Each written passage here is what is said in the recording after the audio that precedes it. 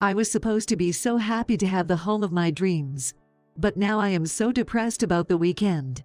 Because my Semi's parents come every week without fail, and every time they come, I am treated like a servant. Far from relaxing, each weekend adds to my exhaustion. At my limit, I decided to call my own parents over, hoping to deter her in-laws from visiting. However, Semi shouted at her, "Never invite your parents. If you don't like it, leave." "Fine. I'll leave." The regret will be on Semi's side. My name is Miss Shaw. 5 years into marriage with Semi. Having lived in a rental house up until now, we were planning to buy our own home soon. It was Semi's parents who heard about this. Hey, Miss Shaw, I heard from Semi. Finally, you're going to buy your own home." "Yes, that's the plan. If you have any doubts about finding a place to live, just let me know anytime. We'll think of something together." "Thanks. How about visiting model homes together?" Me and Semi have planned to carefully choose a new house together, but my mother-in-law tried to get involved in the selection of the property in some way. Just yesterday, she dropped by and announced with a brochure for a plot for sale. "How about this property, Miss Shaw? Close to the station, and spacious enough for a duplex." "A duplex." Apparently, my in-laws are thinking of moving in together. That's why she has been so outspoken in choosing properties like that. Thinking back, my mother-in-law used to nag me a lot, saying things like, "It's hard to walk, so it's better to be closer to the station," or "It's convenient for shopping, so it's better to have a supermarket nearby." I thought she was considering our well-being, but it turned out she was only conveying her preferences, assuming she would live there. Miss Shaw quickly shared her concerns with Semi. "Semi, your mom brought over a brochure today. Seems like they want to live with us." "Oh, she mentioned something like that. You knew. Why didn't you tell me?" "I thought we'd discuss it when things got more concrete." "Are you opposed?" "Of course, I thought it'd be just us. Plus, your parents are still healthy.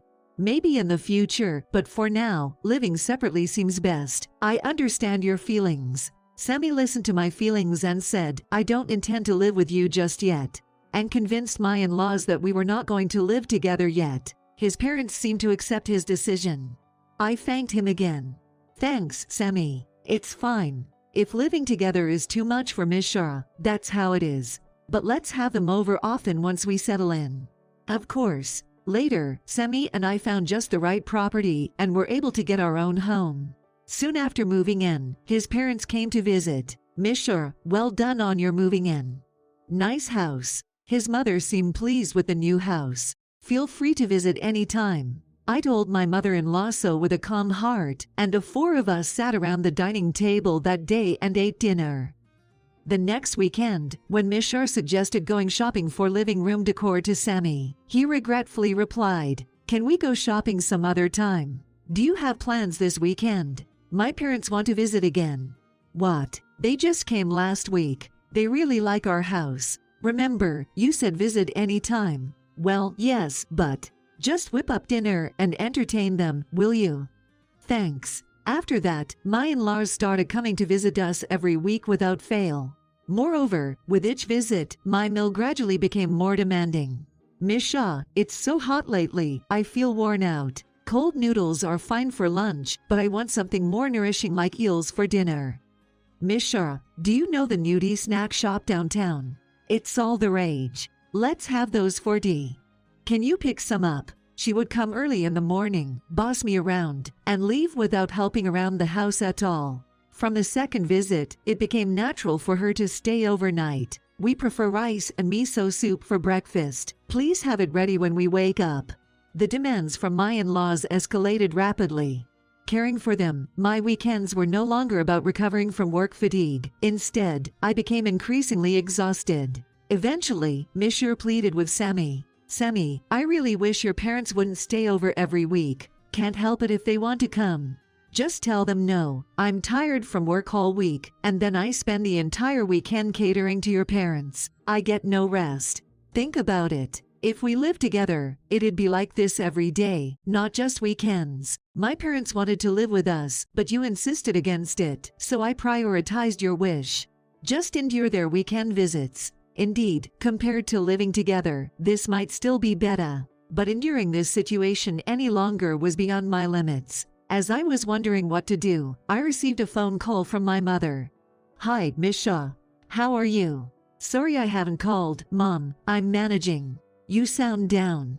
Everything okay?" Well, Miss Shaw shared her struggles with her Mills visits since the move. Her mother responded with concern. "I thought you'd be busy settling in, adding things to your home, so I held back from calling. Because my in-laws come to our house every week, I haven't invited my mother to the new house yet, not even once." That's right. If I tell them I want to invite my mother to come to our house, my in-laws might hesitate and give up coming to our house for that week. I suggested it to Sammy when he came home from work that day. "Hey, Sammy. I'd like to invite my parents over this weekend. Is that okay?" But his response was unexpected. "No way, my parents already plan to visit this weekend." "But your parents have been here so many times. Mine haven't visited even once." "That's because your parents never said they wanted to come. My mom has been holding back, waiting for us to settle in. She's wanted to visit for a while, though. Well, invite your parents some other time when mine aren't here. You've been fine so far, so what's a little longer? Is it fair to always prioritize your parents' visits? Can't your parents skip next week? You married into this family, so it's only natural to prioritize my parents. Just tell yours this weekend won't work. I don't want to do that. It's enough if you don't call your parents. If I can't invite my parents because of that, then your parents don't have to come to our house anymore either. They've given their daughters in marriage, so they're prepared for the fact that they won't be able to see their daughters, right?" "Wait a minute. That's absurd. Why can't I invite my parents? Wanting to see family is natural, regardless of being married off or not." Despite Semi's refusal, I proposed. "Fine. I'll let it go this weekend. But moving forward, let's invite our parents over at a similar pace, alternating between them." This is exactly why I didn't want to deal with this hassle. "Fine, don't ever invite your parents again. This conversation is over." "Over? Nothing's been resolved. I've made up my mind. Your parents are never coming over. If you don't like it, leave." Semi only ever considered his parents. He never gave a thought to me or my parents. Refusing to discuss further and imposing his will, I finally reached my breaking point. "Fine. If that's how you feel, Sammy, I'll leave. But remember, you'll regret this later." "Regret? Huh? What's there to regret without you? Just don't come crawling back saying sorry." Leaving Sammy laughing behind, I went back to my parents' house. When I told my parents everything that had happened, they agreed that Semi's stance was unreasonable and joined me in my anger. Especially my father, who was visibly furious. A person who can't respect family is fundamentally wrong. "I'm disappointed in Semi. You don't need to return there. Stay here with us." He told me that. My farts weren't wrong. Feeling relieved, I decided to go ahead with the divorce. Months after leaving, Semi contacted me. "Hey. How long do you plan on not coming back? Did you forget what this Saturday is?" He sounded panicked. "Oh, right, that's when you invited your coworkers to our new home. Yay. We've had this plan since the move, remember? But won't your parents be there that day, too? Why don't you tell them my parents are coming for a visit and decline your coworker?" "I can't say that. Plus, I've invited our new boss. Canceling could jeopardize my career." "That's not my problem. You're the one who kicked me out, remember? Is this the time for that? Stop sulking and come back already. We need to prepare for the guests, or it'll be too late. I'm not returning to that house." "What? Don't you care what happens to my job?" "I don't care. I'm planning to divorce you." "Divorce? Are you serious?" "Yes, I've been thinking about it since I left. My parents agree." "Your parents are out of their minds then." "Fine, do whatever. I'll get my parents to help with the preparations. I don't need you anymore. You'll regret this. That's my line. Goodbye." I hung up, leaving the conversation one-sided. Semi was probably scrambling to prepare for his coworker's visit with his parents. They deserved a taste of their own medicine after all their meddling. Then, on the crucial weekend, our home phone rang in the afternoon. It was Semi, sounding flustered. "Why is Mishu answering the phone?" "I was calling my new boss's house. Because it's my house, obviously." Your house. Wait, the new boss is Mish's father. Yes, my father originally worked at Semi's company. He had been away from the main office for a few years as an advisor for a new venture by a related company, but it was decided that he would return to the main office next month, becoming Semi's boss. I knew but couldn't share the information until it was officially announced, not even with my husband. Semi hadn't checked the internal notice properly. Now, he pleaded desperately. My mom prepared fancy food and drinks, but no one's coming. It's chaos at work because they think I refuse to host our new boss. He won't come, so neither will anyone else. Misha, please convince your dad to come over. Help clear up this misunderstanding. Misunderstanding. You were the one who said, never invite your parents over, right? That I didn't know your dad was going to be my boss. This situation is different now. How convenient. Didn't I ask if you'd regret this? It's too late for regrets. You're the one who has to deal with the consequences of your actions now. I hung up without waiting for Semi's reply. I told my dad about the call, but naturally, he had no intention of going to that house. A man who disregards his wife and her family doesn't deserve a visit. My dad's anger only grew.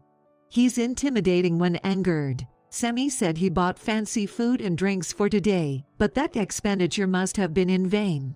The next day, Semi showed up at my parents' house, pale-faced. Misha, I'm sorry for everything. Let's start over. Please come back home. My dad, with a look of disdain, responded for me. Start over. Do you even realize what you've done? Semi, turning pale, prostrated himself before my dad. Father-in-law, I've been terribly rude. I came today to apologize. It's been months since you drove my daughter away, and you never once tried to visit her. I didn't realize you were such an unreliable man. It's not like that. I've been busy with work. I've heard there's no job that requires weekend work to such an extent. Well, on weekends. Semi faltered. Probably because his parents were visiting. Without me, Semi quickly would have struggled to manage. His mother, likely seizing the opportunity, must have been doting on him even on weekdays. Sensing this, my dad said with a stern face, well, it seems you're very close with your parents. Maybe marriage was too soon for you, still unable to be independent. That's not true. I respected Misha's wishes and refused to live with my parents. Are you still saying that? Deciding together about living arrangements is basic. Yet, you continually blamed my daughter for refusing to live together, never considering her point of view afterwards. How is that prioritizing Misha's feelings? Well, marriage means both families become relatives. Yet, you invited your parents weekly and told us to never come over. Disregarding Misha's family, us, is inexcusable. I didn't know you'd become my boss. If I had known, I would have invited you before my own parents. That's just being selfish. You don't get it at all. Someone like you has no place in leadership. My department doesn't need someone as selfish as you. Such. Father-in-law. Silence. Get out of this house and never show your face again. Afterwards, my father recommended to the higher-ups that Semi be removed from his department and assigned to a regional office. No one was willing to defend Semi, who was known for his selfish behavior. Even Semi's parents couldn't follow him to a remote location. They went from visiting weekly to hardly seeing him once a year.